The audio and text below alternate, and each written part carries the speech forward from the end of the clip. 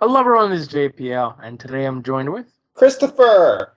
and this is podcast name in brackets. Hello Christopher, how are you doing? Good, I'm in brackets. How about you? Yes. Uh-huh. Good. Good. So anyway, Christopher, what's up? What's new with you? Nothing much. Oh, this past week, I've been obsessed with something. Honestly, I've been probably obsessed with it even starting a few weeks ago. Mm. There's a K-pop group named ITZY, and they've been essentially all I've been listening to this past week. So I finally went through all their songs and been having the time of my life. Congratulations. It's so much fun. I'm glad that you're happy with music. Yeah. The thing is, again, with K-pop is the fact of, being able to, they do so well with like the behind the scenes aspect. Mm-hmm. So, watching behind the scenes clips of the members is fun as well. So yeah, man, I'm having a fun time.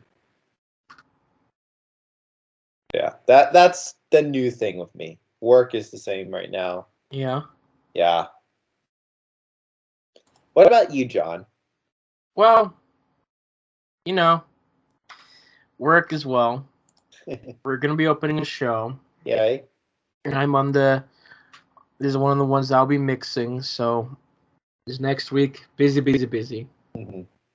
I also have classes, and I just don't have time. So anyway, this past week, I woke up, I was just getting ready for school, and I walk out the door, and like right out my front door, is just a firing squad of buzzards sitting on my porch, and they're all just staring at me.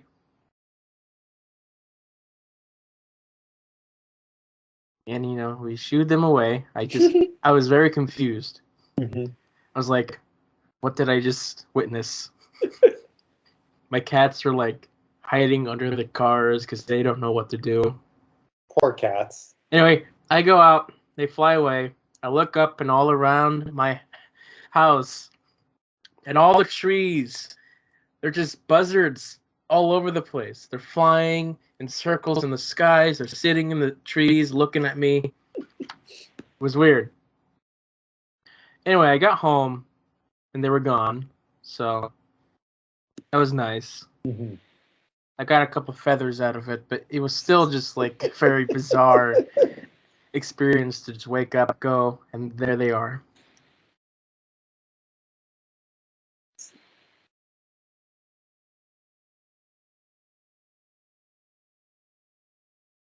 Poor cats. Can you imagine your defenders are too Mhm. scared to defend you? They don't know what to do. Like, these are giant birds. Granted, buzzards don't eat live animals, but they're still giant birds. Right. So, I didn't know what to do. I was like, what Just the like heck? standing there. Yeah, so I just like picked up my cats, brought them inside. I was like, Aw. okay, you stay home and safe. I'll go pray about the buzzards to leave, and then they did. So that was nice. But yeah, buzzards, they're around. Is it supposed to snow over there again? Well, we're gonna rain, so Lucky. yeah, lucky at some point. Yeah, rain. Well, because it's supposed to snow here again. I'm really not happy about that. Oh. I'm drinking hot chocolate. That's why you hear sipping sounds. So, anyways, Doctor Strange. Yeah. We had a trailer apparently. Quick question: did you see the Super Bowl spot? I did, yeah. Yeah, because it was really interesting how the Super Bowl spot like focused on a few cuts longer than the trailer did. That was one thing I noticed. But anyways, the big thing, Professor X confirmed. Yes. Very Like- much so. Like it's interesting, like with like the sources I look at, I hold all of them with a grain of salt, Yeah. So to see that was actually confirmed. And you Like, were able to recognize him? Yeah. I mean, like many people are like, that's his voice. I wasn't like that, I'm not gonna lie. But you combine the voice with the shaping of the head, and you're like, that's him. It has to be, And then Patrick Stewart a few days ago said, tried to deny it. Like, how could that be me? I was at home watching the game. It's like many people did impersonations to me. Like, bro, it's you. It's like you can't bring Dr. X like that, like the way they did, and it be someone else. Like it'd have to be like distinctly some different person if they're bringing back Dr. X. You know what I mean? Yeah. It's not like you bring in a Hugh Jackman lookalike for Wolverine. Either you bring in Hugh Jackman or you bring someone else to play Wolverine. Right. So like it's him. It just has to be. Like if it isn't, I'd be mind blown. Right. So this film should be interesting. Like this trailer gets me hype. Like it's yeah. It just seems crazy in a fun way. It's crazy, but like we've only seen like half a cameo. Yeah. And it's like I want to see all the others. Which I guess should lead to something I've been doing this past week. Okay. Taking a sip of this. So, I finished the Fantastic Four cartoon. You did? Yes. Good for you. Do you know how in X-Men, the last season, they changed the animation thing and it was bad? Did it happen with Fantastic Four, but it ironically made it better? Yes. So halfway through the show, like everything was different. Like the animation was just so much better. The writing, an improvement. They took away elements that just weren't working, and it was like such a better show. I was shocked, to be honest. I was like, "What? That's a good show." Now I see why people like this. So I guess that's why you finished it so quickly. I did. Like, it was so great. Like, and they were bringing in characters from other Marvel properties as well. Nice. It was like, oh, that's so neat. One of them, a big like storyline that they did, was tackling the main Inhumans storyline. Oh. So we got to see all the main characters from that storyline.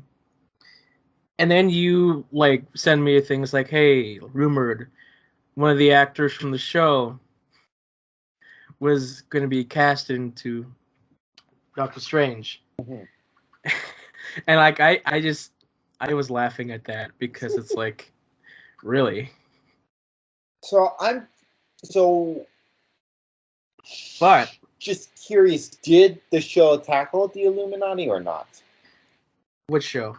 The show you were watching. Fantastic Four? No. Yeah. It did not. Did not. Okay. I don't think any of the shows got there. Gotcha. But going off of that, because of Inhumans in the show, because you gave the announcement, I watched Inhumans. Okay, I was actually going to ask about that. So you did. I did. And? It sucks. I bet it does. It's a terrible show. Except the best part was that actor. that they announced. That makes me happy. I know. So, that is semi-positive news. But yeah, the show, my gosh, it was just so bad. I'm planning to watch the show just because of the actor. Yeah, and to get an idea of the Inhumans. Like, question. So, like, the first X-Men movie, it sets up the X-Men. It's not a great movie, but it sets them up, right? Yes. What about the Inhumans? Does it set up the Inhumans well? See, that's where you get to the tricky bit. I don't like tricky bits. See, because, like, the Inhumans and, like, the MCU is not the same as they are. They're like the replacement mutants in this cinematic universe because they didn't have the rights to the mutants. And so technically it shares the same universe as Agents of S.H.I.E.L.D. because, like, S.H.I.E.L.D. does set up some parts of Inhumans. Oh, it does. Oof. You don't need to watch it, though. Oh, I don't need to watch which? Agents of S.H.I.E.L.D.? To get Inhumans. Okay, it's like they share small elements. Okay. But they're not really canon to each other. Yeah. Because of how bad the show was, Agents of S.H.I.E.L.D. like made a joke about this thing. Really? And it was never thought of again. Oh my gosh. It doesn't exist. But Inhumans took some visual designs from Agents of S.H.I.E.L.D. There was an event at Agents of S.H.I.E.L.D. that they were teasing. And that's it. But yeah, the show was dull. It was like a very loosely based off the main Inhuman story. Okay. But like what I was saying about them cutting corners with X-Men? Heavily with this one. So bad. So bad. Because, like, these are powerful characters. And in order to have a TV show, it's like, this character with this power, it requires too much, like, CGI. Let's just make them lose their powers. You can't do that. Oh, it was so bad. Because that was, like, the most iconic part of their character. And in the first episode, they got rid of it. In the first episode. And, like, if you look at the posters, it's on full display. Like, their design. And then, boom, first episode. Haha. Get rid of their powers. And then, like, another character who was like, oh no, this character's power is a little OP. We can't realistically have any conflict with this. We'll just get rid of his powers.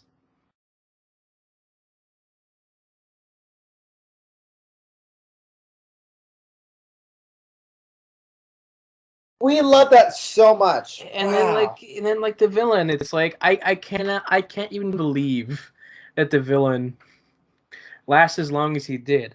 Because, like, the show forgets that Inhumans have powers. And here we have a bunch of Inhumans who should have these powers. But all they have are guns and knives,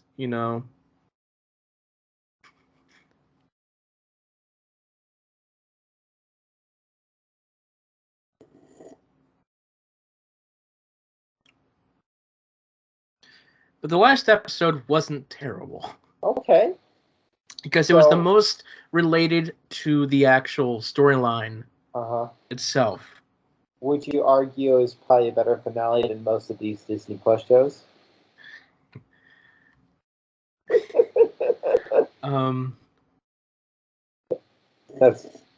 That's too much of a high bar. See, on average, this show is like the CW. Except the CW is more consistent with their stuff. Mm-hmm.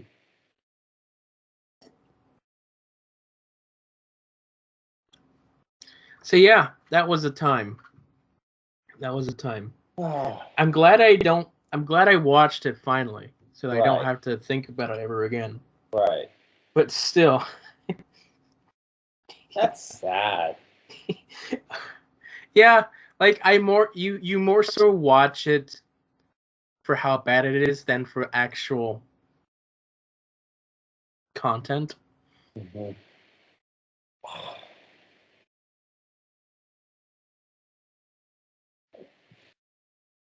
That makes me sad, you know? Like you put in enough effort to do a show and you can't do it. You know what I mean? Effort. Well, I mean the fact, there's enough effort into a show where it gets greenlit. You know what I mean? Like, here's the thing. This was supposed to be a movie in the MCU. Oh, true. Until like I there was forgot like about that. there was a falling out between Feige and like one of the people he was supposed to report to. Oh, really? Because that main person was like the worst part in everything the MCU. He's the reason why Rhodey was recast. I And like his main reason is like no one would notice. All black people look alike. I was about I remembered that quote. I'm like, are you kidding me? You can't say that. Yeah. And so like out of spite, he took Inhumans and made it into a show Oh my because he had those gosh. rights. Like he's the one in charge of all the TV shows, which is why they don't work in canon with the MCUs Oh. because like he's so disconnected. On top of that, the show was like produced by the same person who did Iron Fist, which really shows the quality in editing, directing, and choices. So it was never going to be a success.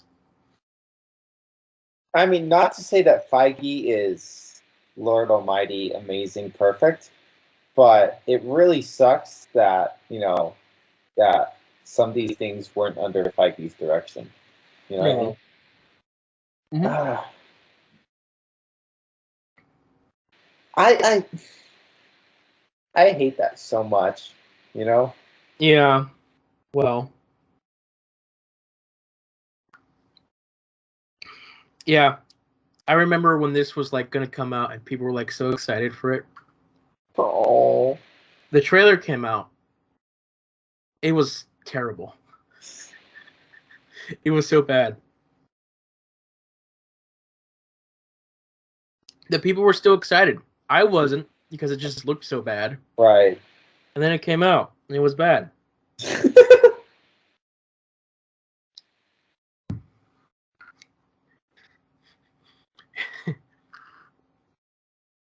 And the thing is, like, this show is like teamed up with IMAX. Really? Yes. Wait, So, I remember the first 2 episodes premiered in theaters.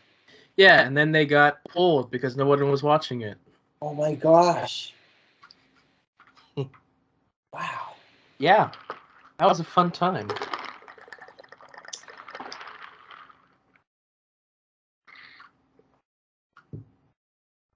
I want to go cry or something. So in Humans, at least we're getting that one character, hopefully, in the movie. Yeah. It's like the only redeeming quality, besides another thing. But, that's not exactly what I watched the show for. Right. It's such a weird show. I hate that so much.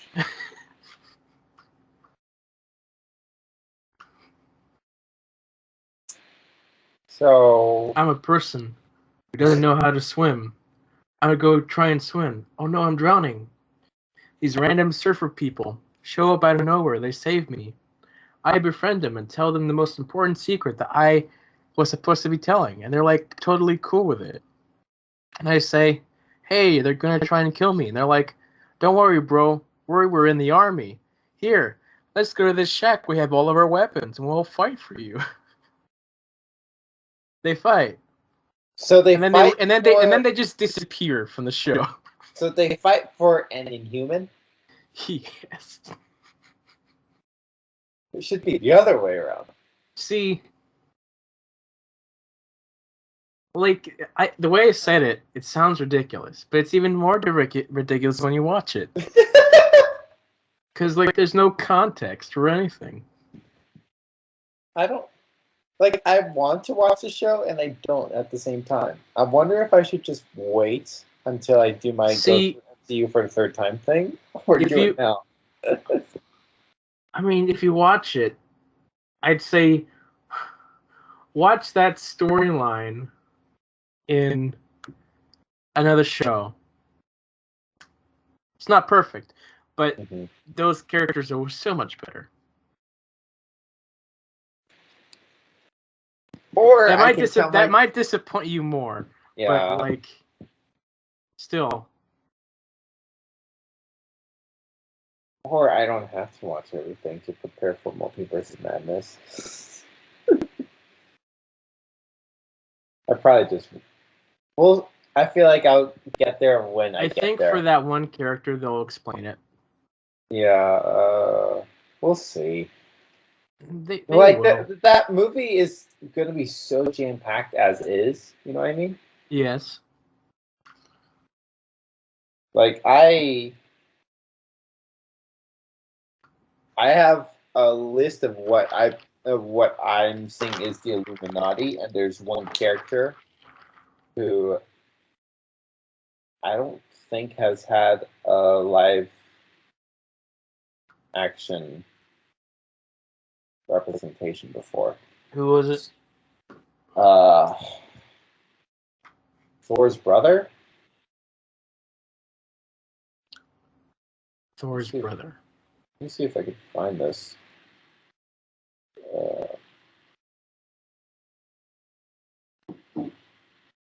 Balder.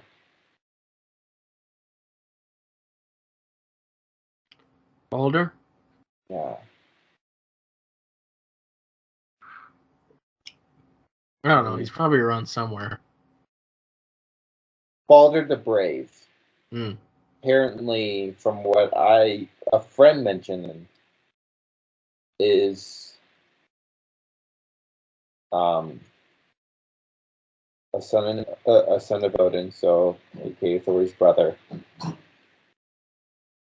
So yeah, so like I've never heard of this character before, and as far as I know, has not had a live screen adaptation.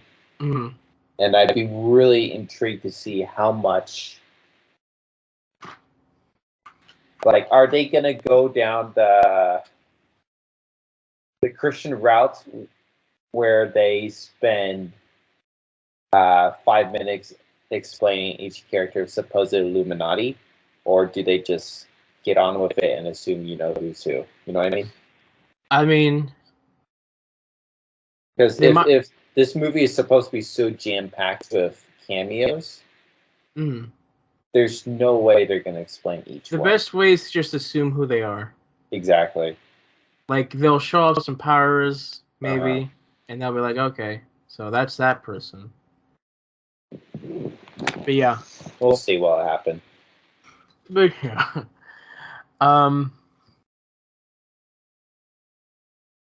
So, speaking of Christian.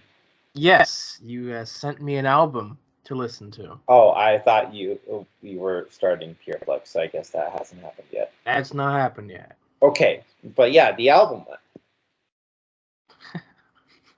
The album. Yes, he sent me an album. Yes. I listened to it this morning. Okay.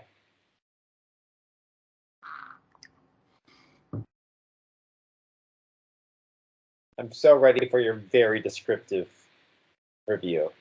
I mean, from the playlist... Okay, by the way, for those who don't know, it's the Deliberate People album by Phil Joel, who was a former member of the Newsboys. So, sorry. Just want to throw that out there. Because we almost just started talking about it without even mentioning what it was. Right, yes. And so, from the playlist you sent me, I liked the first song, Time Alone. Like, maybe not liked, but there's like a piano section that I enjoyed. I think I liked Parts Have Changed, and the rest was, your average, semi-average, worship music Mm-hmm. that a lot of songs are based off. Message-wise, they all have good messages, Mm-hmm. but I don't think that there was like a full song that like, oh yeah, this is my jam. Yeah, This is my heartfelt thing. I get that. For me, with this album, I think it was mainly November, probably December as well. Mm-hmm. It really touched my soul because this is not me combating what you're saying. This is actually what I'm about to say, sympathizing with you, is because I grew up on this album. My Mm-hmm. dad loved this album. I have heard him play this album endlessly, and I was never crazy about it. I never understood why he liked it. It, it was just like Time Alone was like a song I enjoyed. Drown was a song I enjoyed. Maybe a few choruses got stuck in my head from a few other songs, but never really like, oh my gosh, this is amazing kind of thing. Yeah. So the album released in 2006. So we had it since 2006. Okay. Around 2016, I get Spotify. The album isn't on Spotify, but a few songs are due to them being on like compilations and such. Yes. So a few of them, like I kind of threw on my playlist. I enjoyed them for what they were. You know what I mean? It was more like nostalgia, kind of, but it wasn't like insanely crazy. Then one of the compilations disappeared, and the track went with it, and made me sad because I really liked the track. The more I listened to it, the more it kind of grew on me. I think that was in 20, and then in late 21, November, Phil Joel sent out an email saying, "I'm finally gonna be releasing this album digitally, and for its 15th anniversary." And I was so excited. And the day came, and I listened to it, and I couldn't stop listening to it. And namely, the track "Jealous" um, really struck a chord with me because that song is like God, calling out to one one of his own, uh, idea of him being a jealous God. And the bridge, I think the lyrics are, uh, when you went looking for me, I thought it was over. I thought we were history. Um, oh man, I'm losing it. There's more. I hate the fact that because that's not like the best part of it. Anyways, but the point is, like it's such a passionate song, and like that song, like I especially couldn't get enough of that song. And ironically, that was actually one of the songs that was available on one of the compilations, but I didn't add it to my playlist because back in the day they would have hidden tracks on those kind of songs, right? The last track of the album, there's a little bonus thing, and especially on a current streaming digital end, I don't like that. I think you should just separate it, and make the hidden track its own track, you know. Um, but so I didn't listen to that song as it was available when it was, but when the album hit and then the song hit me, and I'm like, whew, it's, and I haven't listened to the album a lot the past month or two, but like that song just hits because I'm in a better place, but have been struggling with my faith, and that song just hits hard because it's like, according to the song, God is chasing after me because I'm His and He loves me. It's just quite something. This album, again, I didn't expect you to love it. You have a very particular music taste of the very limited music you even enjoy. Yes. But just for me, like, there's not a lot of worship music that attracts me, period. And this album just hits like no other Christian album has in a very, very long while. So I've been meaning to share with it. to you for a while, and finally this week I finally made the playlist order because that's how it was on CD, and I just wanted you to have that experience. You know what I mean? Yeah.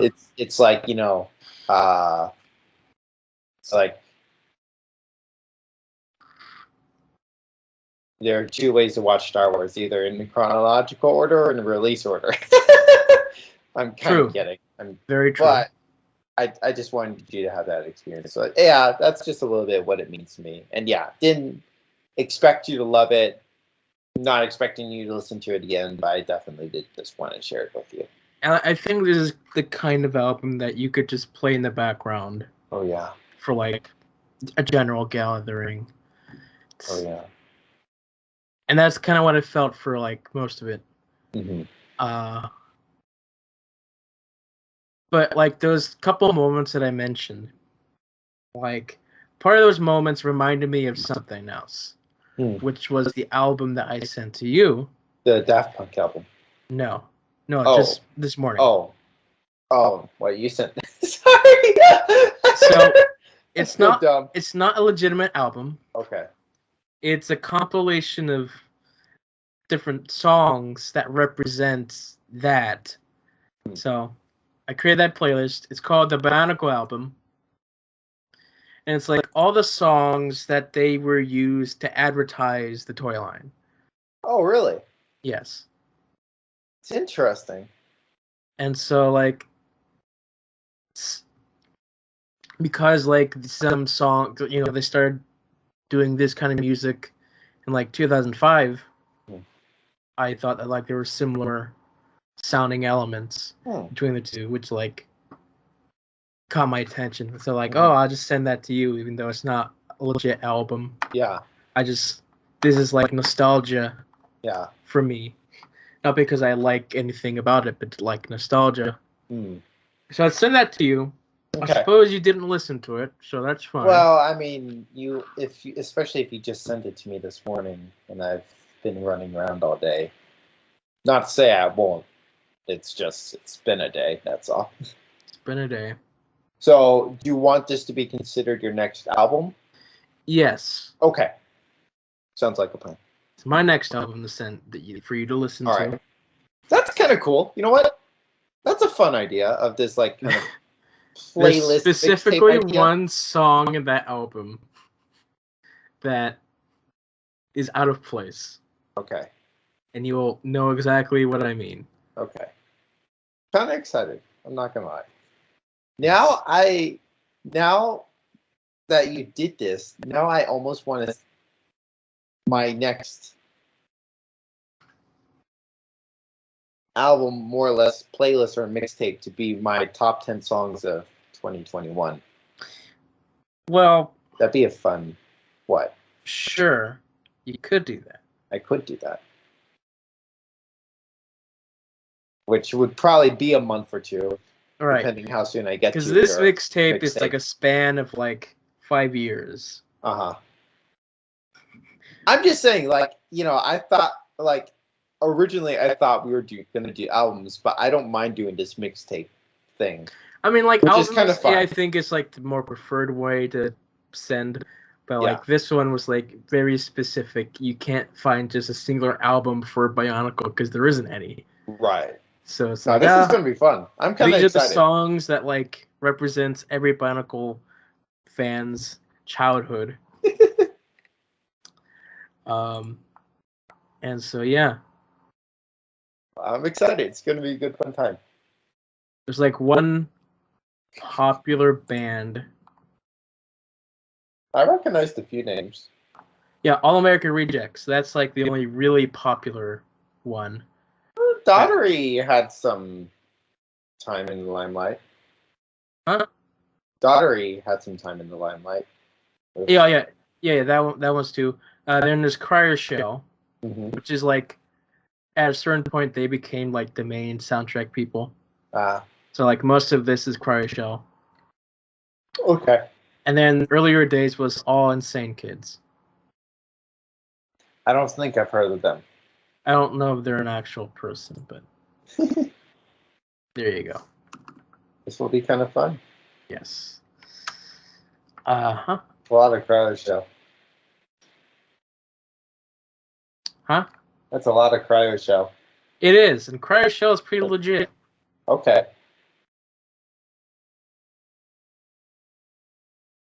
It is all fun stuff. I like it's so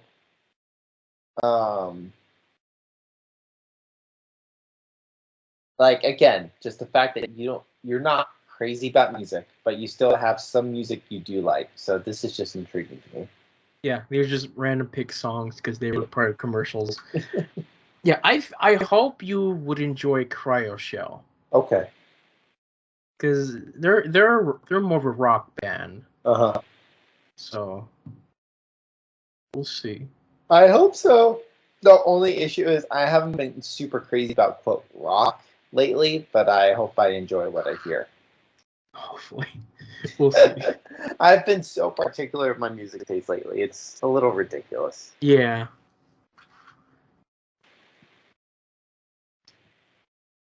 Other than that, it's like for me, it's like movie soundtracks. Mm-hmm. I go to things specifically Star Wars is okay. mine. So besides Star Wars, what are some good soundtracks? Inception's a good one. Mm-hmm. I love the Interstellar one. Interstellar didn't really hit watching the movie. Like right. It sounds cool, but it just doesn't hit.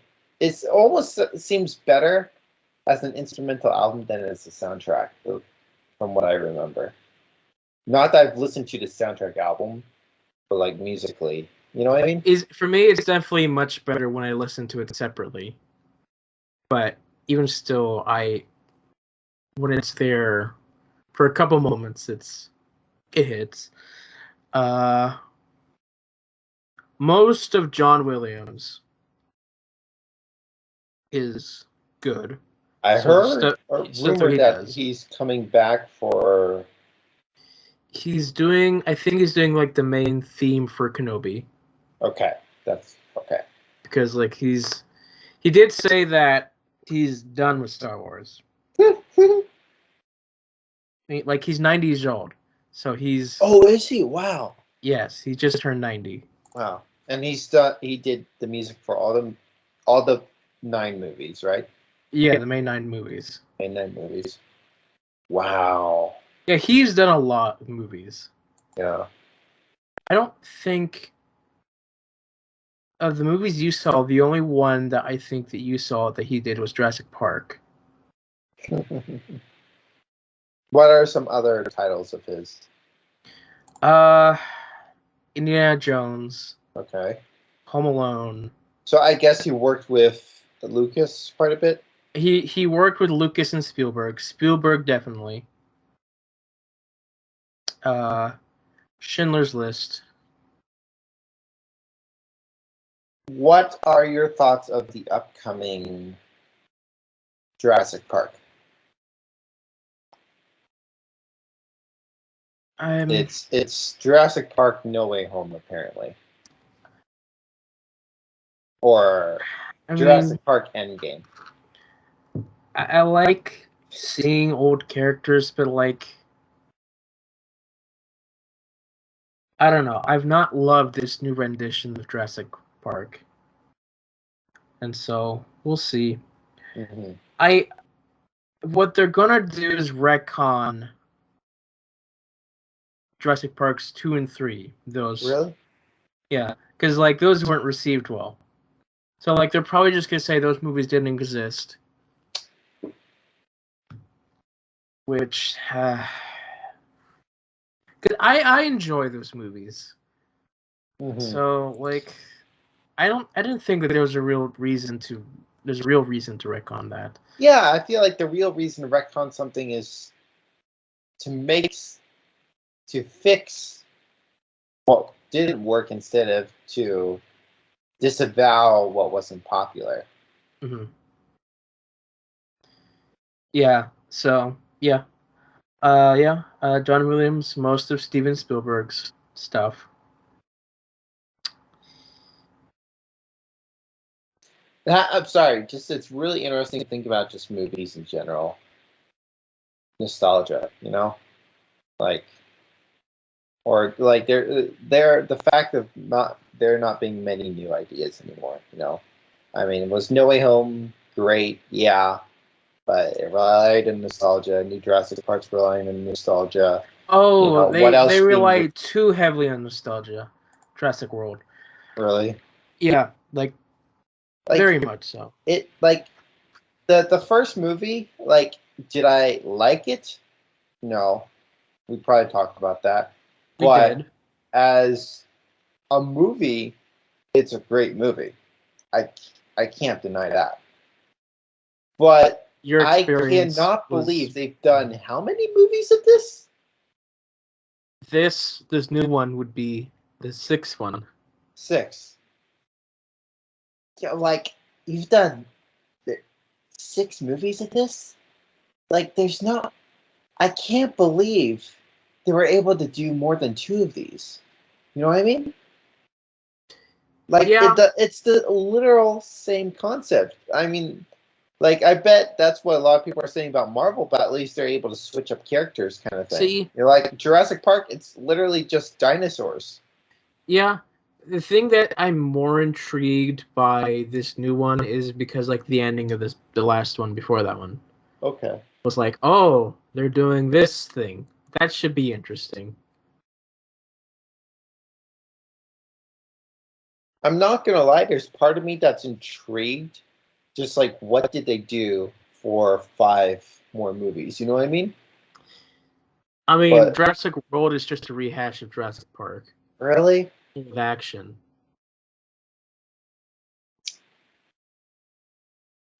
Pretty much is, yeah. weird.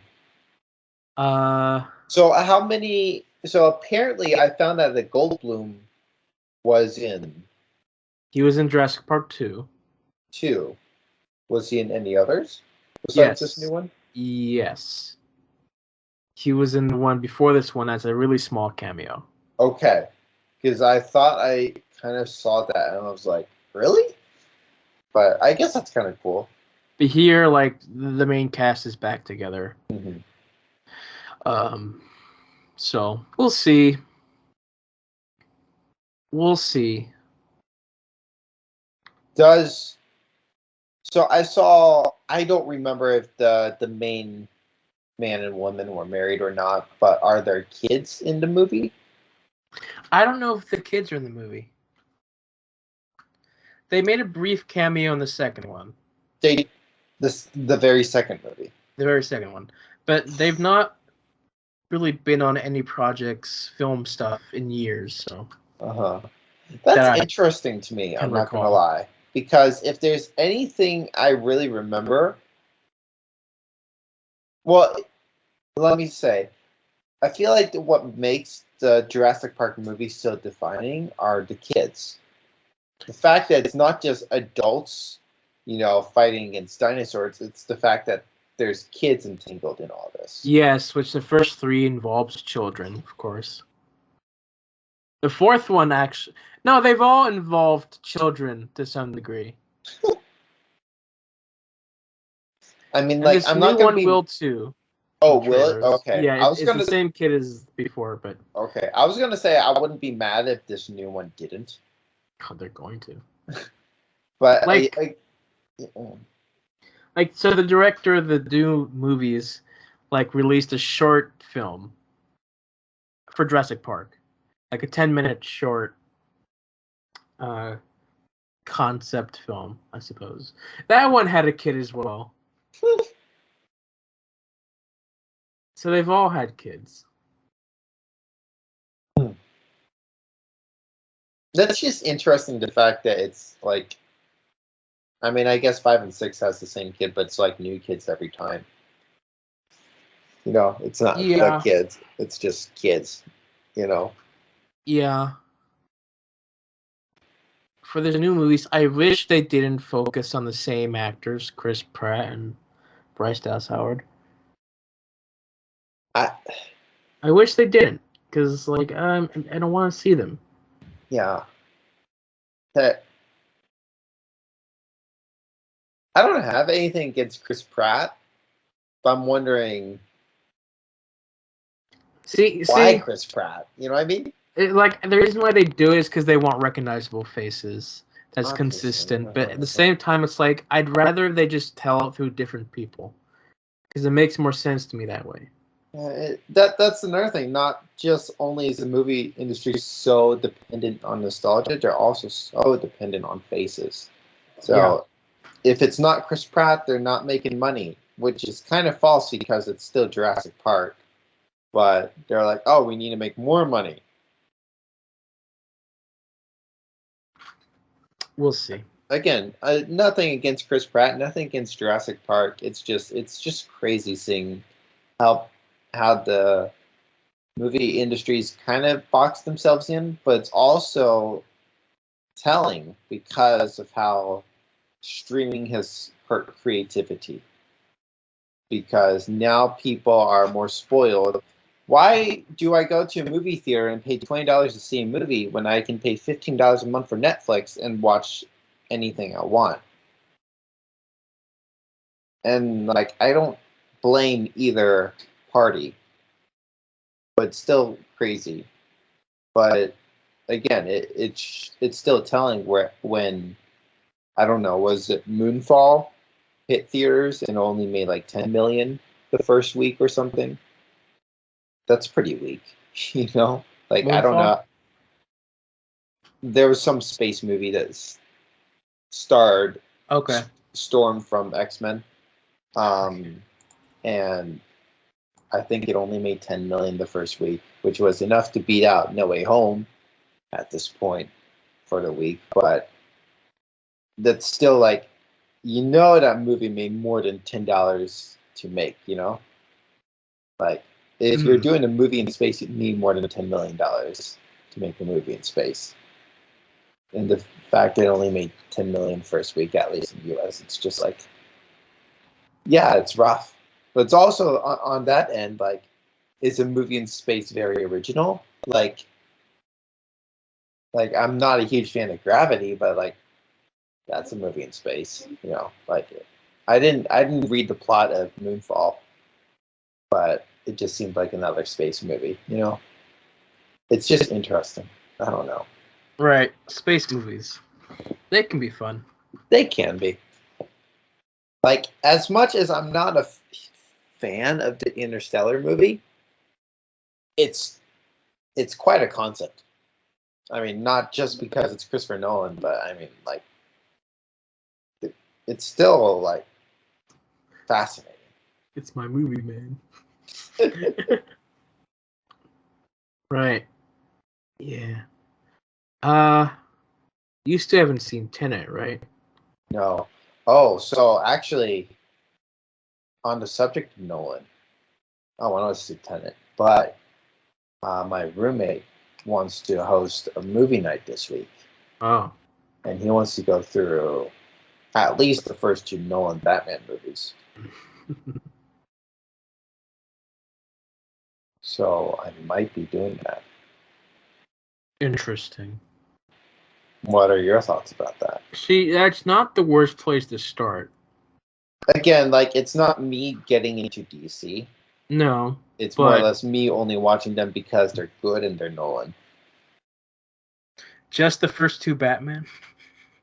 I don't think he's really anxious to watch the third one. So if he doesn't, then I'll probably just watch it on my own. I don't blame him, though. There's a reason why it's a trilogy. Right. But, yeah, like, it gets to a point where the fact of these movies being 10 years old, that if you're going to host a movie night, you probably would just want to hit things you want to watch instead of watching things you have to watch. Because say, like, if a party is like, oh, let's watch every single Marvel movie, half of them are going to skip over Thor: The Dark World and Captain Marvel kind of thing, See, when I hosted my marathons of stuff, when I marathon Star Wars, I divided my marathon between prequels and sequels, depending on what movies were coming out. I did a little bit of a DC Batman marathon, but like that one, I just picked Batman from a different time period, and showcased that one, which was fun.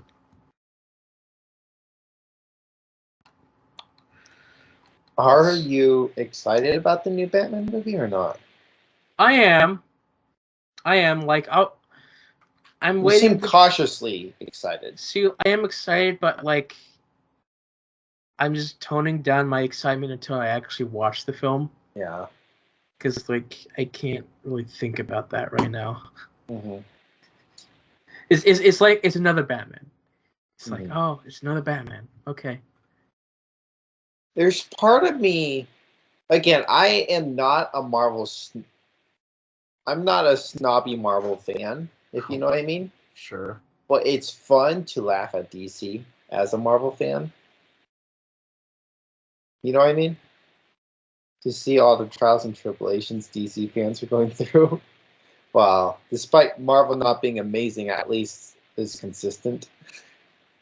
A little too consistent, but consistent regardless. But there is part of me that like looking at the hype for Batman, and I am kind of hoping like it's good. You know? Like, but it also sucks that I found out it's not part of the main universe. No, it's not. So like, That's why it's like a new Batman thing that people are excited for because it's different. so are people hoping it starts a new universe? Like, what is Warner Brothers doing? I mean, And then people want I the said, Snyder. that movie was supposed to be part of the universe with that Ben Affleck Batman, but then something happened, and so now Oh they're yeah, you did doing their mention own that. new thing, which I don't. I'm fine with that. I still didn't really realize it was its own universe. See, everything has always been its own universe in DC. But DC's multiverse is established and that they all exist.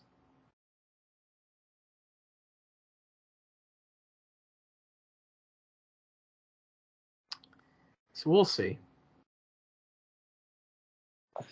What are your thoughts of the upcoming Flash movie? Now, I want to like it, but we'll see what they do. I don't feel like it's going to end up well. Yeah, because I don't think they're going to go full multiverse on Well, that. even if they do go full multiverse, I don't think fans Like, are going to like how it's going to be handled. we're going to see like two Batman. Uh-huh. Guaranteed. So we'll see what they do.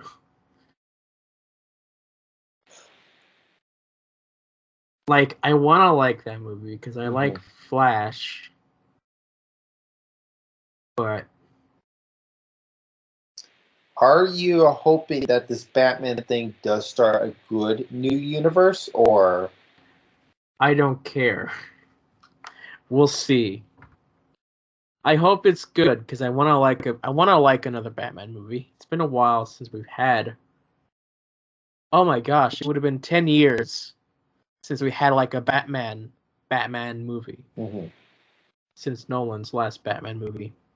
wait, what? Wasn't there some other Batman? Yeah, like Ben Affleck, but he was like in like he was like with Superman and the Justice League, but he wasn't like Okay? a solo Batman movie. I'm maybe I'm getting Batman and Superman confused. Like, I have this list I made. That I don't really care about yet. So, like, if you're confused about something, just look at that list. There is a movie called Batman versus Superman. So, sure, you could call that a Batman movie, but I call it a team up. Right, I would too.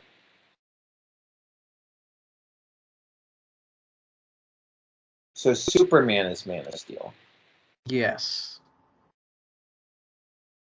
And Batman is Dark Knight. Like, it's not that confusing, but it's that I'm not in the universe enough where first thing off the top of my head, I get them confused. You know what I mean?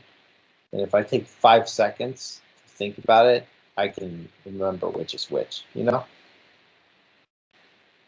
Right. But legitimately, though, like, Batman, Superman, and Spider-Man, iconic characters when you go to the store and you see birthday balloons floating around or whatever. Yeah. Like, that was childhood grocery store nostalgia for me.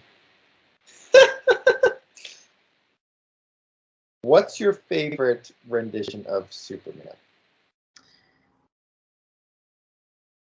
My favorite rendition of Superman. Mm-hmm. Okay. Like, overall package, actor, story. So, like, Package. my favorite version of Superman, like both animated and live action, or just live action? I was gonna say if your favorite was animated, throw in live action. I mean, so in live action, my favorite is the main Superman that people remember from the 70s, Christopher Reeves. But, like, I wouldn't look at that and say that his stories were my favorite. Mm. Whereas, going back to the DC animated universe, with Superman the Animated Series, that universe is probably my favorite rendition of Superman. What years were those? 90s through the 2000s. The Nolan Batman movies, they're their own thing, essentially, right? They're their own trilogy, yes.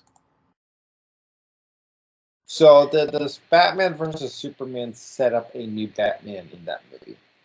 Yes. Interesting. Yes, set up, yes and no. I mean, The Superman, did that carry over from the previous Superman iteration, or did it set up a new Superman? so it's set up a brand new Superman. So literally set up a new Batman and a new Superman. Yeah, we have a new Superman and Man of Steel.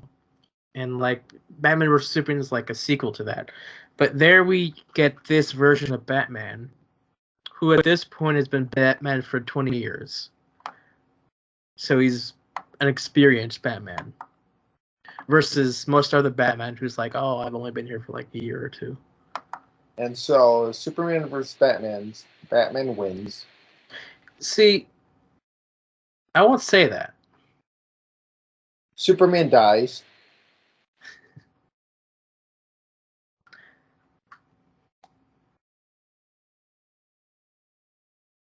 Sure. So this Batman is part of Justice League, right? Yes. Superman is not part of Justice League because he's dead. Yeah. And so from Justice League, we have 2 Justice League movies. As a result of Superman's death, we have 2 Suicide Squad movies. Yes. What is up with DC? See,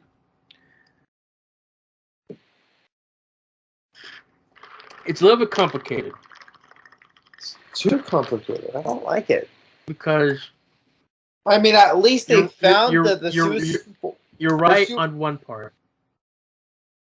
I mean, at least they found the Suicide Squad that people like now. Even though it seems like. Even though it completely just disregards who those characters are. But yeah. Oh, does it? Yeah. It's like, did you even watch the movie? See, bits and pieces. But, like, James Gunn changes characters to fit his style that become more likable. Uh-huh.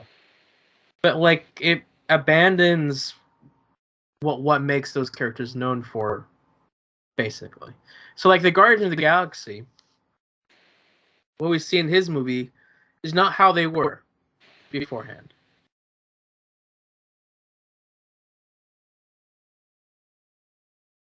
I saw like this was probably just one person, but someone was like they felt like that the game of the Guardians Galaxy that released last year did the story better than the movies. I thought that was interesting. That, again, that's just one person. Like, oh, so what stories of them are we not familiar with MCU? Which I bet there's a lot because there's a ton of comic books and stories, and I bet animated stuff as well. It's just interesting, like how many stories, you know, and then the fact that this upcoming Guardians Galaxy is the last Guardians Galaxy. Besides the Christmas special. Besides the Christmas special, but which comes before Christmas special. the fact that that's really interesting. I think we get Guardians Galaxy, Thor, and then we get a Christmas special, and then we get the last one.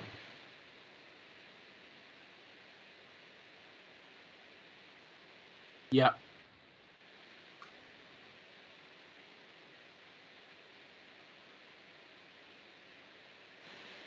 DC makes sense when you know it.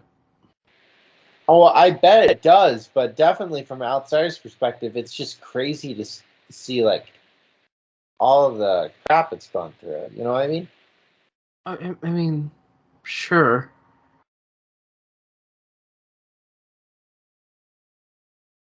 Like I get the Justice League thing. You know what I mean? I get that. Okay. But it's just crazy. Yes. It still is crazy because like there's, I mean, not to really play comparison game, but like there's no alternate cut for any MCU movie. You know what I mean? Like none of the MCU movies have like any alternative cuts. No. None of the MCU movies have been like necessarily rehashed. I mean, I bet someone could make some detailed argument, but essentially not. You know what I mean? Right. The biggest, closest thing we have to a retcon is the Edward Norton Hulk thing, but that's still connected enough, and it's just really crazy to see, with DC again from an outsider's perspective that that fans aren't super happy, and like I'm glad that the Snyder Cut was released, but it's just so intriguing to like see like all it's gone through, Mm-hmm. and it's just interesting. Yeah. DC needs to restart. And I feel so bad because because on one end they don't want to restart. It's like it's not. It's also like DC's been controlled by Warner Brothers Mm-hmm. versus the MCU is controlled by Marvel, the studio. Mm-hmm. So DC doesn't have its own studio to control things. It's all business owned and managed. So if this Discovery merge happens, is that actually good or not? Because it seems like fans are a little too hopeful for it, from what I'm seeing. We don't even know what they're gonna do.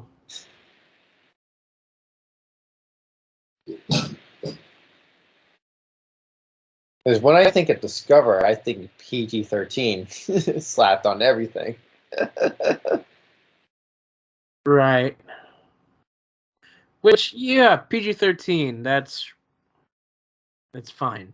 Well, yeah, I agree, it's fine, but I know like so many fans. I think that a lot of people are still suffering from significant Marvel fatigue, and Now everyone's like, I want, R-rated, mature superhero content. You know what I mean? So they look to DC for that.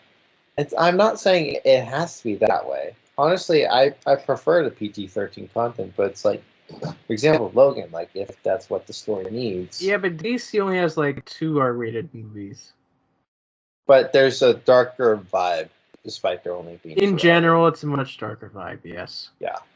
So I'm just saying, like, people like to go to DC for Even darker in the stuff. animation department, it's a little bit darker. Except for Superman.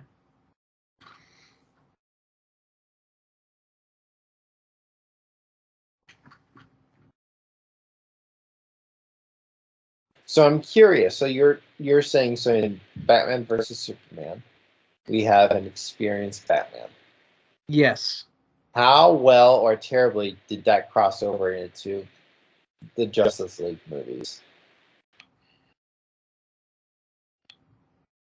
Not so great in the Joss Whedon one. Uh-huh.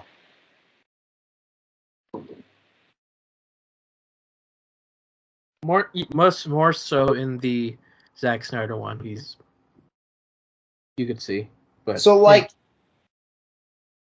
I understand they're different, but also, like, how different? Like, are there reused scenes, or are they 2 completely different movies? they're 2 completely different movies.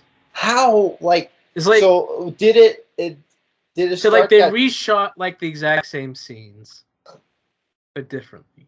so did they reshoot for the cut, or did Josh Whedon reshoot for his version? He reshot for his version. Sorry, who's he? Whedon. Okay. So there were only a few Snyder scenes. only shot new stuff that weren't shot for his version. Okay. That it still amazes me that they went into that much effort to shoot new content. Yeah. Warner Brothers still just not happy that one's the more popular one. It's so sad that that's the state of movie studios. Even though like Warner Brothers has always been the big name quality, but like it is a shame because like in terms of animation in the '90s, Warner Brothers is just so up there. Mm-hmm. Thanks in part with Steven Spielberg. Mm-hmm. Wait, I didn't know he did animation. Yeah, I mean in the '90s, he's like, hey, our cartoons should like be good. Like he did Animaniacs, right? Yeah, I mean he like told people like, hey, make this show, make it good. He wasn't like behind every episode. Like this was his idea. But it's like, hey, make this show, make it good. Take the time to actually do things, okay? Mm-hmm. And you can tell because like it's very longer lasting and timeless versus some of the Marvel stuff, which was stuck in the time period. Still, for me.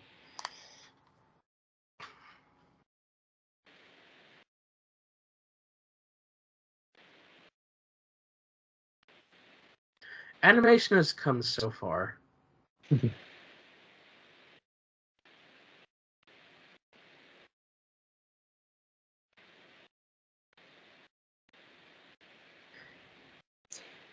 I saw the first episode of that Arcane series that a lot of people are talking about. Mm. The animation was something. It is something. It's like watching that, I'm like, why even do live action at this point? You know? See, I'm not saying that's the case. I'm just saying like that's how like much it surprised me how good it was, you know? yeah, even though like I do like seeing live action versions of things, but like Oh yeah. we're not there yet where it reads 100% because there's still limitations. I feel like though, like like animation and live action still be distinct. You know what I mean? I don't fully want animation to replace live action, if you know what I mean. Right. Because first off, you start to cross an uncanny valley, but also like if it's trying to be too much of what it isn't, it loses its charm. You know, despite how good Arcane is, it works for what it is. You know what I mean? Like it's Yeah. meant to be the way it is. It's stylized in that manner. Yeah. So I mean, like I'm just saying, like I couldn't believe how good it was. I'm not saying it has to be live action. It's meant to replace live action. I'm just saying, like it's almost like wow, why?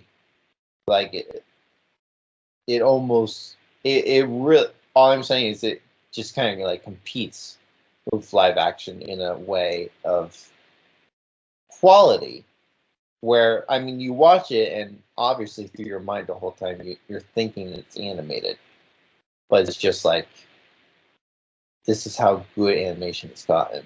Like, I still haven't started the X-Men series yet, but I just think about that intro, and I'm just like, it's not super appealing. You know what I mean? And Like from an animation standpoint, no. yeah, and then like to compare to Arcane, it's just like, wow, that's how far we've gotten. Like, I mean, there's a difference between 2D and, of course, 3D animation. mm-hmm. But like, so what you'd consider Arcane 3D? It's 3D with stylized 2D elements. Yeah, that's what I was thinking. Like it's just really something.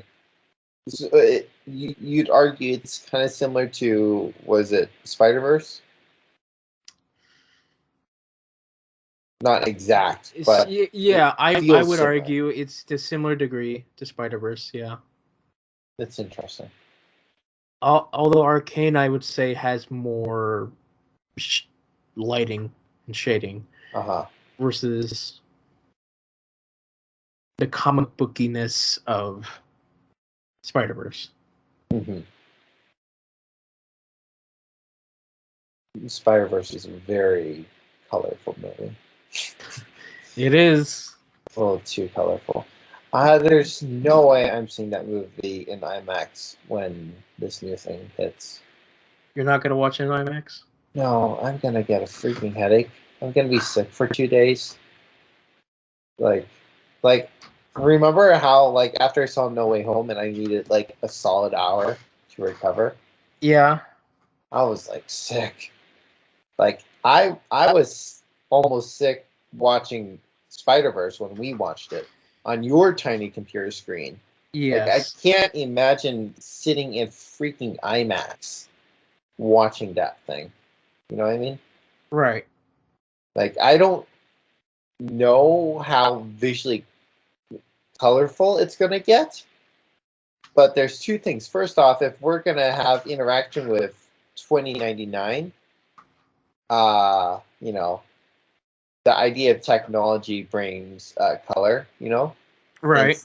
and second off, not that I'm expecting too much, but with pretty much any sequel, they always try to go bigger. Which here they're going into 2-part bigger. Yeah. So I'm just like, it's it it might not, but also still could get in a really crazy way. So, speaking of animation, Uh huh. Doctor Strange. Okay. So looking through the trailer, there's like a single frame or a single shot Hmm. where they're like traveling through dimensions, and you Yeah. see an animated universe. I heard about that. I did not see said frame Like though. you see, all you see is like a yellow traffic cone in 2D, Hmm.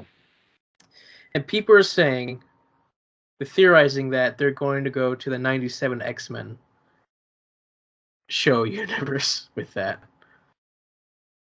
which I don't know. I honestly wouldn't doubt it. You know what I mean? It'd be interesting. Because it's almost like, why else are they bringing back the show? Yeah. You know what I mean? Yeah. Besides, of course, people will watch it. Right. For nostalgia. Uh-huh. Because I feel like... Because, there, a couple of shows they announced, that I Am Groot and Marvel Zombies. I feel like those are just for the novelty of it. Mm-hmm. But, with the X-Men 97, I was sitting there they can't just be doing that. You know? Why are they just doing that?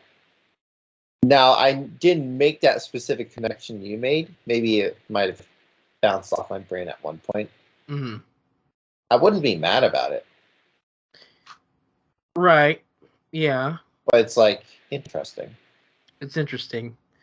But it really, the entire time I'm thinking of all the possibilities, I'm like, they're going to do multiverse better than DC.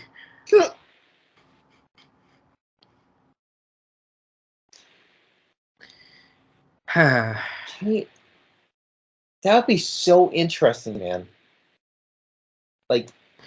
Hardcore, you're actually including animation in your multiverse movie? That's hardcore right there. It is.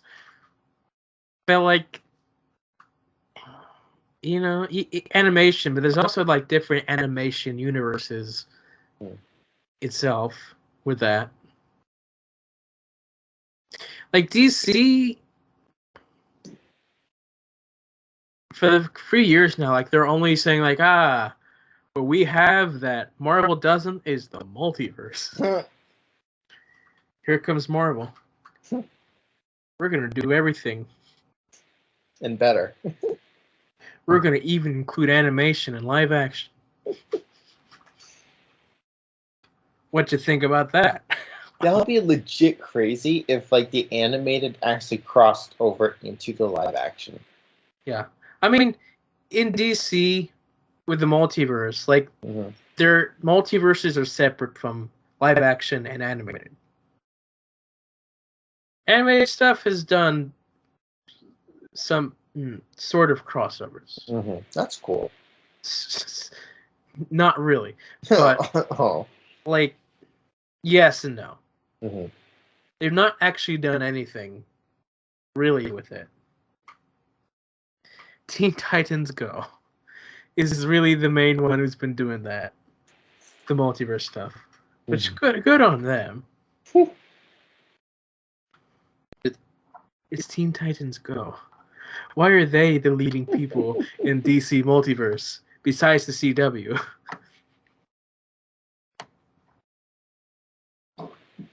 It's a thing. Mm-hmm. I discovered a random clip on YouTube of Supergirl's nanosuit.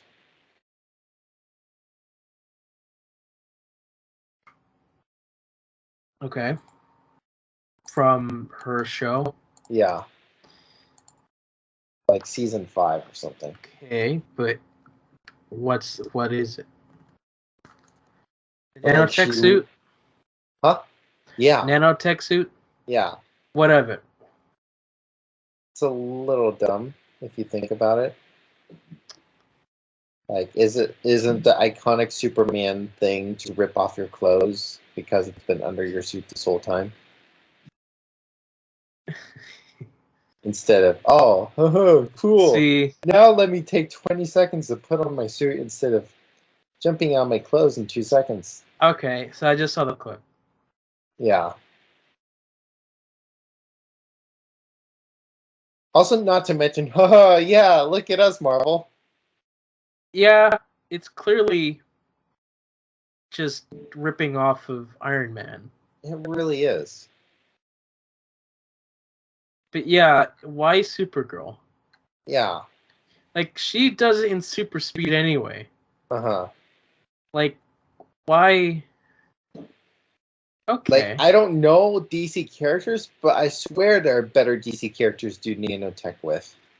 Supergirl. The comments were pretty hilarious. Like, wow, it's amazing how it also did her hair. Yeah. Because her Here's hair nice. is tied up at the beginning and then it's down by the end. Here's something. I love it every time the CW thinks they did something. I love that. That is very true.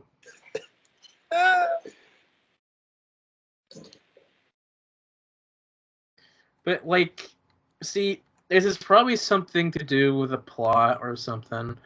I don't know. I don't watch Supergirl, so It was just kind of hilarious to me when I kind of came across it. At first, I like, okay, kind of cool, just because I don't know much about DC. You know what I mean? And then, like, reading through the comics, comments, I got a little more context. Like, oh yeah, she does rip off her clothes. Yeah, that's a little dumb. Just takes longer. Her glasses now disappeared. Her hair's now made. Weird dialogue. You know what I mean? right. I also learned something. Yeah. So, like, you know. So Supergirl. Do you know what her secret identity name is? Kara Danvers. Yes. Yeah. And we have Captain Marvel, Oh my god. Carol Danvers. They're essentially the same character. Never thought of that before. That kind of hurts. Yeah.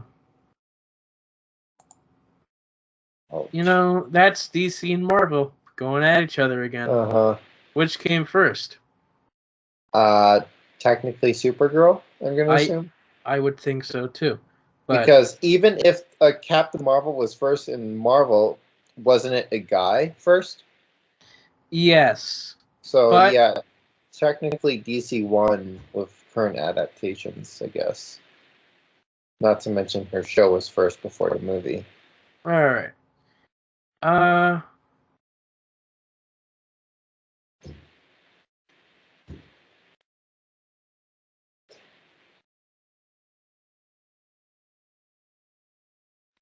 Yeah, I mean, coincidence? Probably.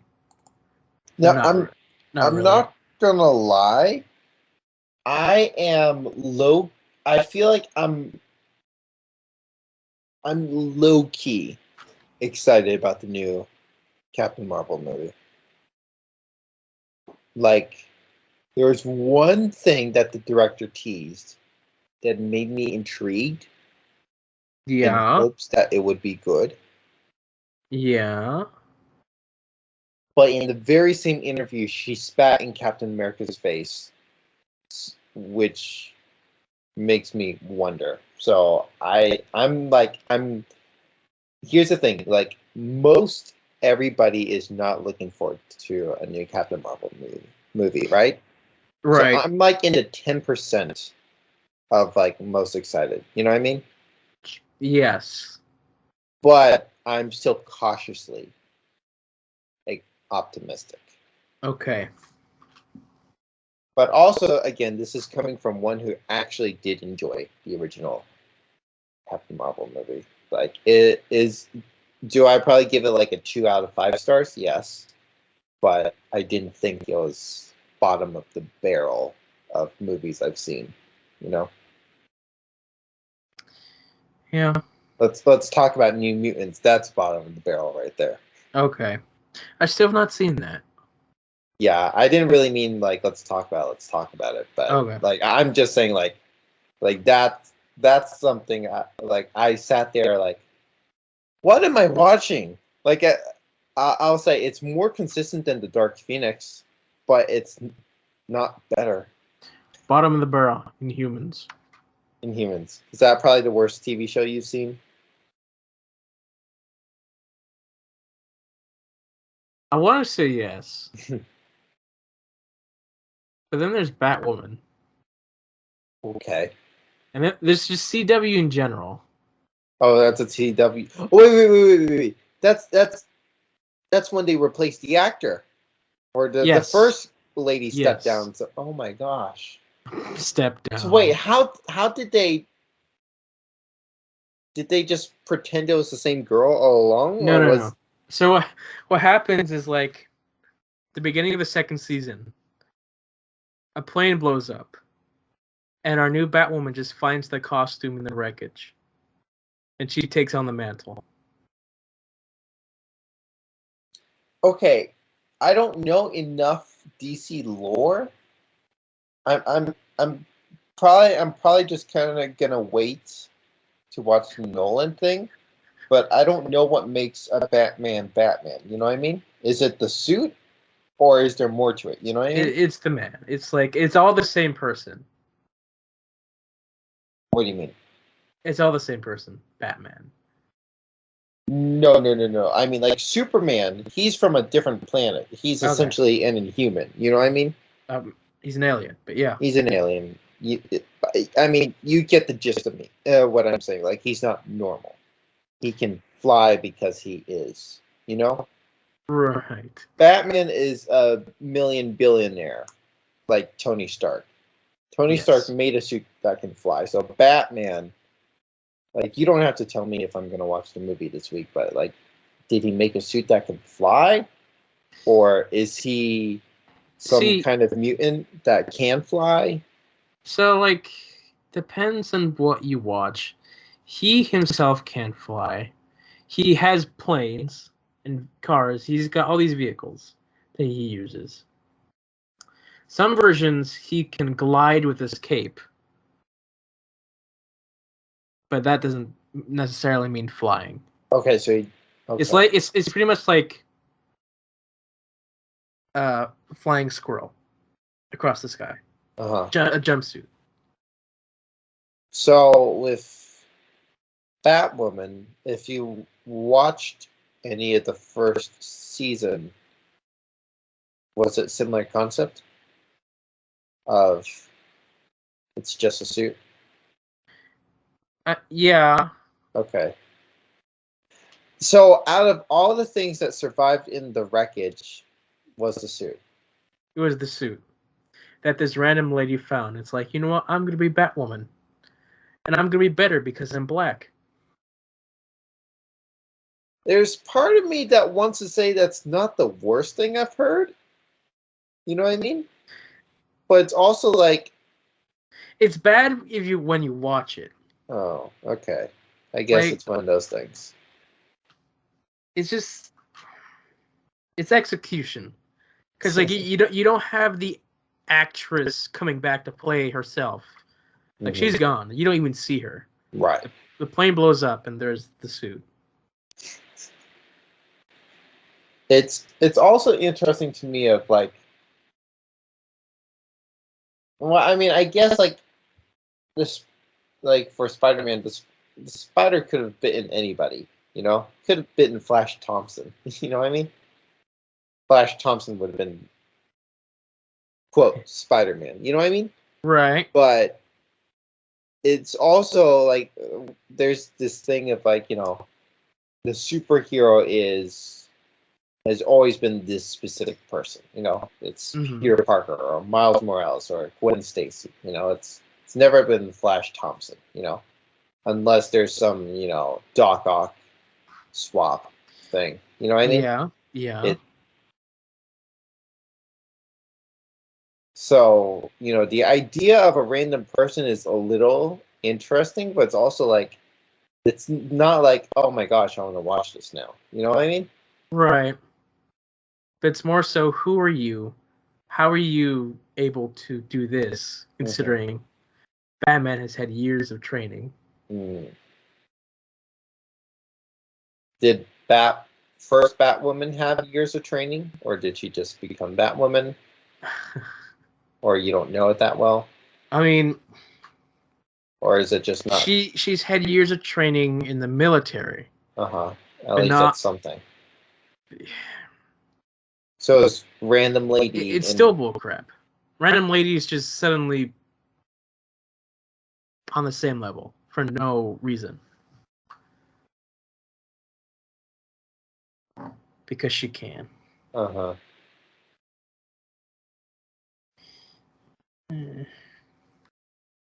Like, there's something that now kind of intrigues me a little bit about Batman is I feel like there's a little bit of that Iron Man syndrome of it's literally, I mean, yeah, there's training, but it's still a man in a suit instead of Yeah, but Iron Man wasn't trained with ninjas. He wasn't. I mean, on one end, he made an sorry, not at one point. He did make essentially an indestructible suit, but there's still that. It's not like Superman who can't be killed unless he's killed by Batman. You know what I mean? Right. Like I've seen that clip of that gunshot to the eye. You know what I mean? Like, that. I'm not saying there's nothing human about Superman, but that's never felt human to me. Mm-hmm. So to see the fact that there is more of that humanity in Batman is a little more encouraging to me. Humanity in what way? His mortality, you mean? I don't know. I don't know much except. If you mean mortality, then yes. Superman has more of the personality. Does he? Because Batman. He's Batman. The main thing about him is like.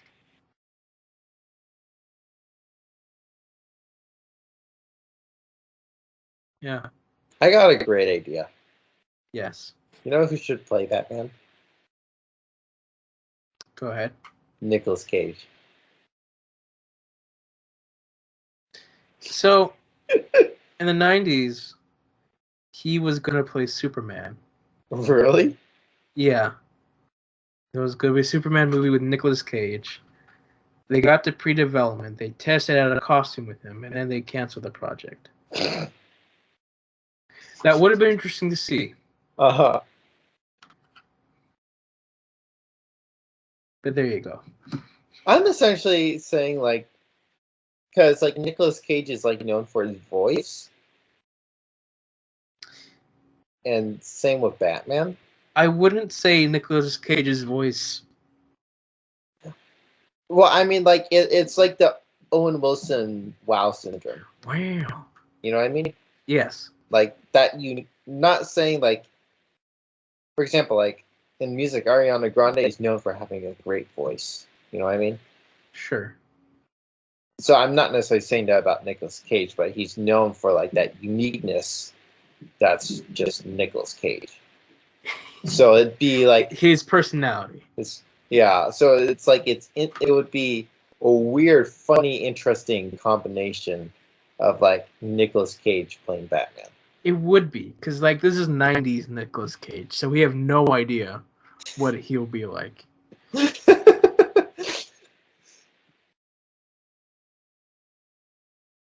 What that would be? I'm just like trying to think. Other big idea. What if Tom Cruise plays Iron Man? Oh my gosh. I legitimately. So I don't know Tom Cruise enough. Period. Okay. Now, if I continue that sentence, I don't know Tom Cruise enough why people are upset about him playing Iron Man. It's because like we're tired of seeing Tom Cruise in everything. Like he was the big action person of the 2000s. Mm-hmm. He was in a lot of things. Mm-hmm. We're kind of tired of seeing him being the main person. But he's also not necessarily the main person of Multiverse of Madness. No, but it's still like having Angelina Jolie in Eternals. Kind of fair, except Tom is a superstar. My one combat to that fact is the fact that the rumor is that they considered Tom Cruise when they were looking for Iron Man. But that's also back in that time period. Tom Cruise was the big name that they were pushing around. But it's like it's a pure multiverse full circle moment. It's not like if they didn't consider him back then, and then now they're randomly like, let's have Tom Cruise be Iron Man. I would agree. You know what I mean? But the fact that it's like a multiverse full circle moment, I'm like, there's history behind this decision. Yes.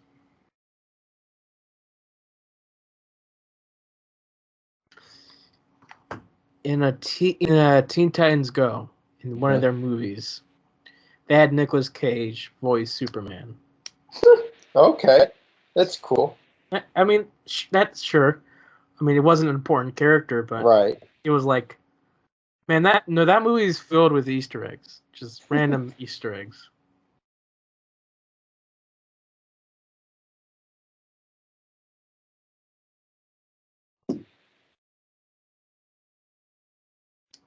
I can't believe how much we actually talked about DC.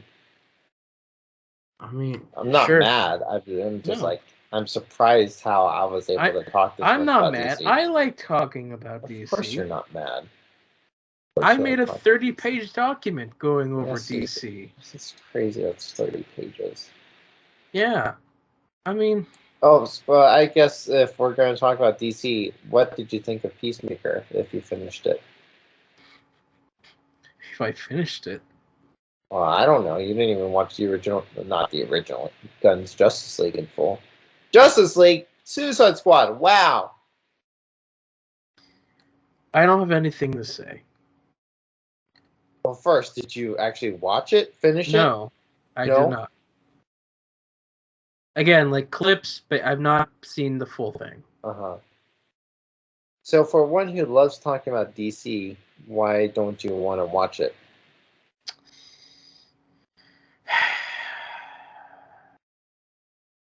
Again, tonally, it's just... It's a character that's different than what we normally see. But like, of the characters that I do know that they put in there, again, they're not the characters. They're just James Gunn's interpretation of how to make a funny character out of this concept.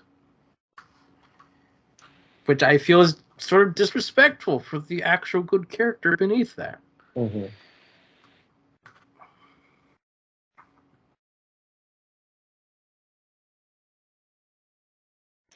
Would you think that James Gunn is the Chris Pratt of directors?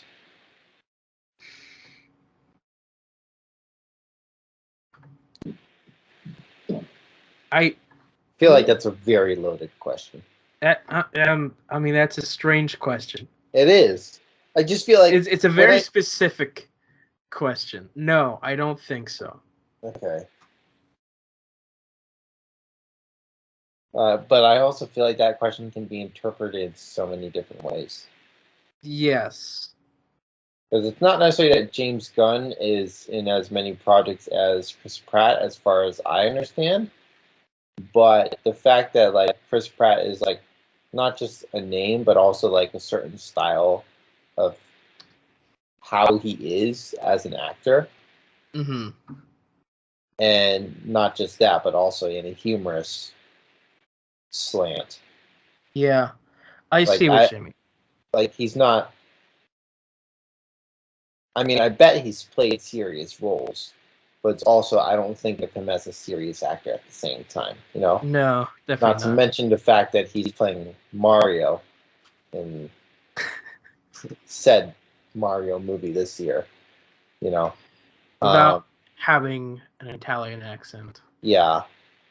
Wait, was that confirmed or what? Or you're just I think they say they're just going to use his normal voice or something. What? We'll see. So you're saying this upcoming Mario movie by Illumination, home of Minions, is doing a serious animated Mario movie? I'm not saying that.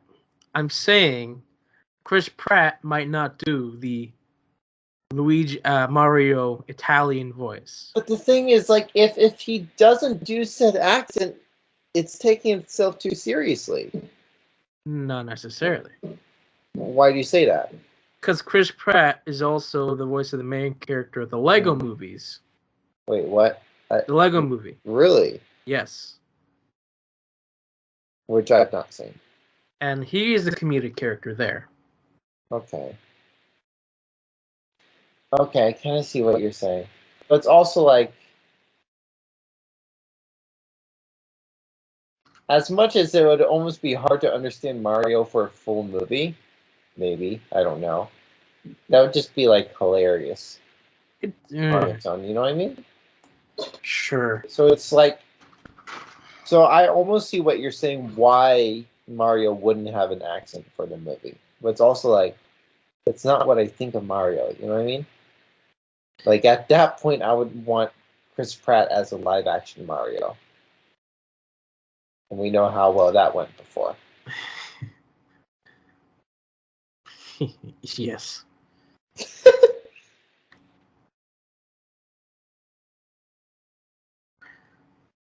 We'll see. So, you know, I realized something. Uh-huh. So, coming and visiting you. Okay. I like this topic. I likely, like I said, like, very likely May Yes. is when I'm coming. Doesn't Doctor Strange come out May 6th? Oh, holy, it does. Yeah. So you want to try to... I don't know about that. Uh-huh. I mean, it's like... It will be, like, close to when we see it. Right. But I know that you would probably want to see it in IMAX. And I wouldn't. Because it's the nearby theater. Right, and I wouldn't want to see it in IMAX. Interesting. I mean, I know we talked about this, but still. So it's like, do I watch it here, then go see you? Or do you suffer in IMAX? Or do I go to a theater farther away and watch it there? You know? Because how much is the IMAX? Almost $20 for the ticket. Like 18? Yeah, we'll say 18. Normal is like 13. Like, honestly, like, if you ended up coming and we see it together, I would probably just snag the ticket for you. Because I would probably want to try to get it for preview night. It's a dilemma. It is a dilemma. And again, I'll just put out there, it's not that I love IMAX. It's just that's the theater in town.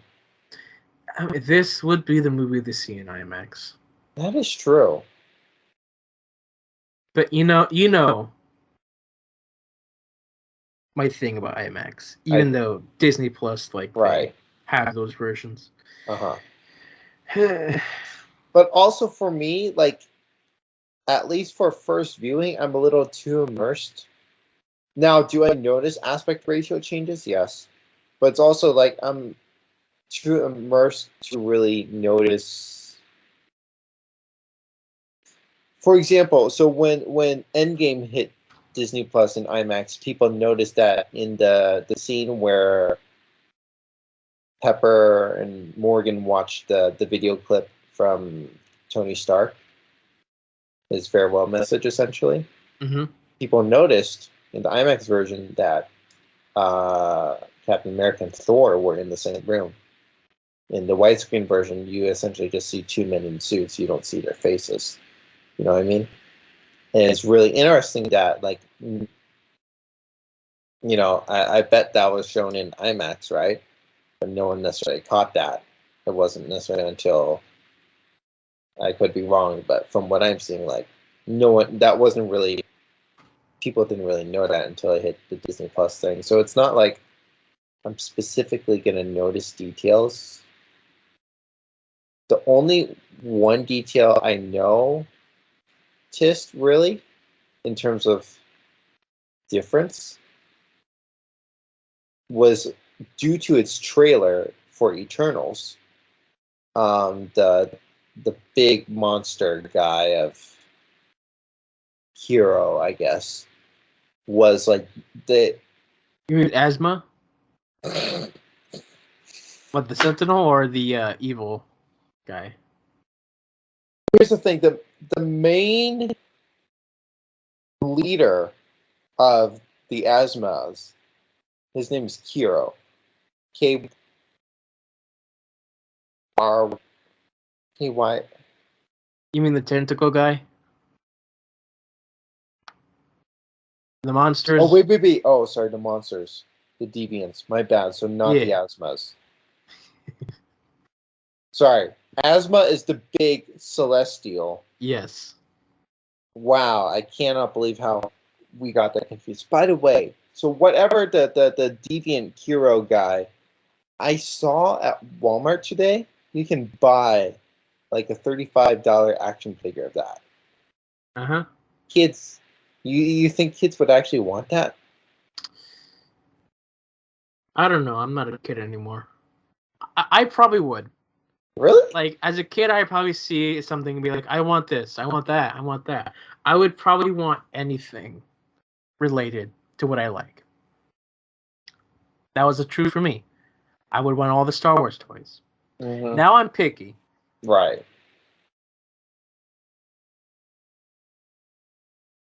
Like, I'll say, like, so a friend, is like, ha ha ha, I go to the store and all I see are Eternals toys. Why? Because they can't sell them, you know? And on one end, I get it. First off, any movie's a gamble. And especially it being Marvel, you're expecting to make money, so you'll do as much merchandise as you can, you know what I mean? But it's also just funny with Eternals, say Spider-Man, I don't know. You could probably have 10 action figures for them. You got your villains, you got your Spider-Man, you got Doctor Strange, you know what I mean? But I mean, I guess typically, say an Iron Man movie, you got Iron Man and the villain at the end, you know what I mean? Maybe Rhodey. So, but Eternals, not only was it a gamble of a movie, but also a gamble of new characters. And then you have all this merch that isn't really selling, you know? Yeah. It's a little, I feel bad, but it's also very entertaining at the same time. You just go to the store and you see ugly Kiro there, and then a handful of Eternals stuff that no one's buying.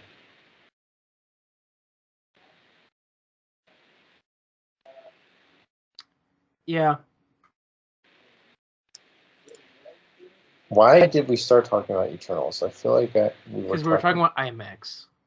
IMAX. Right. Oh, sorry. So like that. When I get the DVD versions, like Mhm. it's theatrical version versus IMAX. And that's like the version that I would constantly watch more of. Right. Like, I think it's definitely cool that Disney Plus has the expanded thing. But, like, so for that, there was one specific shot of the Kiro villain from Eternals that I noticed with the trailer. And therefore, because of that, I noticed in the IMAX version. But, like, it utilized the full screen. Despite the expanded IMAX version on Disney Plus, it's not the full IMAX experience because you can only use so much screen. You know what I mean? Yes. So it was really interesting. But that was like the only one thing I really noticed in terms of difference, like huge aspect ratio difference. Watching both Shang-Chi and Eternals, I noticed the constant aspect ratio changes. Not like for everything, but occasionally like, oh, it switched. No Way Home, I saw it twice in IMAX, and both times I didn't. But that was also shot fully in expanded IMAX. Which also was interesting. So was Shang-Chi. But I noticed aspect ratio changes with that one. So then there were shots that were bigger than the expanded ratio. So, which is crazy to me. I don't know which shots. But yeah, sorry. Thoughts. Digesting. Yeah. Thoughts digesting. Thoughts digesting. So yeah, I suppose I could see it with you. You could. Yeah, there's no pressure, John. You don't have to. There's no pressure. You don't have But to. I know how much it would mean to you. Would it? I mean, like, I'm sorry. to watch with someone else. I mean, I feel like more for you, though. Yeah, I'm fine with watching it myself. But I know that I watch it with someone else to get their reaction. Uh-huh. It would be fun. But would you want to watch something for the first time and also anticipate my reactions at the same time? You mean just watching it both for the first time? Isn't that kind of just what I said? Because if we both watch it for the first time, but we're also anticipating each other's reactions, you're cool with that, I guess? I'm cool with that. It's not so much I'd be anticipating a reaction. Right. Because, like, I have nothing to anticipate. But Uh-huh. it's more like, oh, we're sharing this experience. Mm-hmm. Which would be really the first time we share something. Versus me showing you this. John, have you watched Bible Man before? Yeah. Crud Muffin. I was gonna try to show you something. Kind of kidding. But yes. That's a thing. Bible Man was fun. It was. What they got going on now, not fun, but nostalgia. We had like a costume day at work, so I put on my cape and mask to work. That was a good fun time. Oh, Christopher. I was actually legitimately surprised how many people loved it. Oh, Christopher. What, John? Nothing. You're you. That was fun. Yeah, it would be. Because you know how many people go in there at Marvel or Star Wars. Star Wars was the popular one. Yeah. I was driving in the car and thinking, like, how do you reinvent Bible Man? And actually make it good. I'm not going to lie. I've thought of that question too. I've never had answers. The answer is not the animated show. Definitely not. The animated show serves its purpose for kids. That's it. But it still looks cheap. Well, it's cheap as crap. Mm-hmm. Everyone has 4 fingers. I'm not saying that's the thing, but it is a thing. You know what I mean? Cartoon art styles, that. Here's the thing. It's really interesting, like how, like, we had the Bible Man with Willie Ames. I mean, the first iteration was almost like, I don't know, Salty the Songbook-ish style of, you had a group of kids and Bible Man led everybody and then you fought the occasional villain. Yes. Kind of style. And then it transitioned into a more serious, self-aware, but, a more serious attempt, which is the more popular iteration of the show. And then, transferred to, I don't know, I can never get his real name down, but in the show he was known as Josh Carpenter as the Power Source series, which teased to be like, I have a DVD that has like a teaser. It's like more action, more big, more this and that, more big. And it was really dumbed down. Right, yeah. And then obviously animated show. So it's like, because if anything, if there's to be a good Bible man again, like I feel like the first thing you don't like. I don't know. I feel like most people would want something more in the vein of the original Willie Ames vein. You know what I mean? Like I'm also like thinking, so how do I make Bible Man, but not like people focus on Bible Man? right. It's like how Because like you have the Prince of Pride episode where he talks about the kid that creates the comic book, and he's like, oh, but these images glorify me, well, they should be glorifying God. It's like, oh yeah, that's cool. But I watched this for Bible Man. So I was like, how do you work this? Like, how do I do that? the also biggest complicated part is the fact that it's more than just a superhero. It's a Christian series. Yes. So it's like how do you appeal to today's modern age of Marvel and DC, but also more than it just being a Christian series, but also something that most Christians would be okay with. You know what I mean? But Right. also being on par with today's current content. Yeah, because like I don't even know a lot of like Christian kid stuff. Because like I think from the stuff that I saw, they're all stuck with the same style of the 2000s of the cheap look. Because that was what you could do in the 2000s. I think Christian content for kids is stuck or I mean, Butch low Hartman's or trying like. to do Is something, he but yeah, really? he's trying to get a Christian cartoon going. That's cool. Oh yeah, he talked about that at the convention. That's really cool, actually. Yeah, about a lion and a lamb. Okay, now that concept doesn't seem as intriguing, but the fact that if Right. he's behind it, he still could make something out of that. I like the idea, but it's like what he showcases. Like, I mean, that's not the worst thing in the world. But Here's, at the very least, his name is behind it. That could help.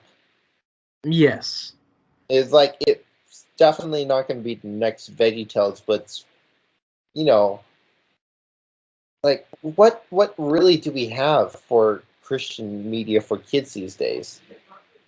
We don't necessarily have names like VeggieTales. well, So we if still he's have, we still have VeggieTales. People we are still have still showing VeggieTales, but it's like it's everything that like we have is like stuck in the past. nothing's.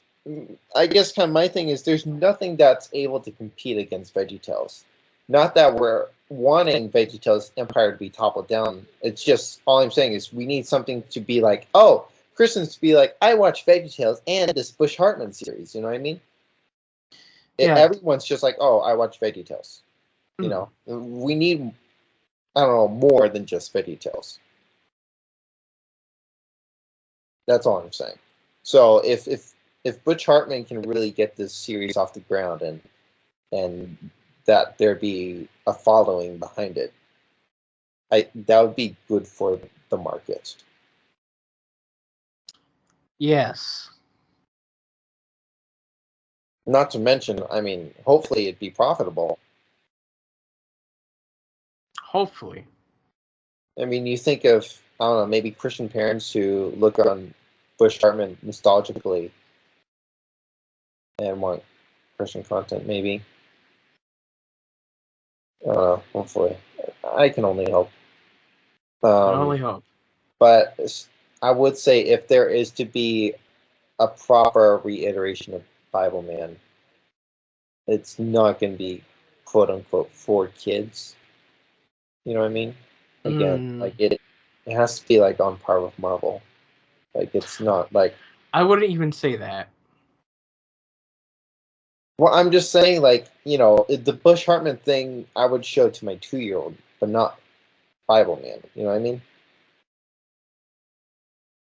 Like, am I going to show my 2-year-old Iron Man? You know what I mean?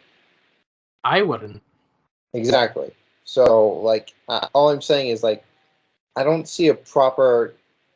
If there is to be a proper reiteration of Bible Man, that's not for kids. You know what I mean? Right.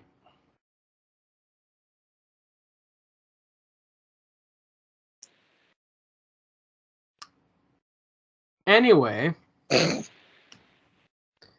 this is a 2-hour-long episode, guys. Yeah. So we really should be ending off here. We talked about our main topics hours ago.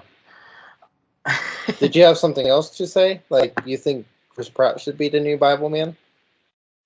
And that note, thank you guys for listening. We'll see you all next time. Bye. Bye.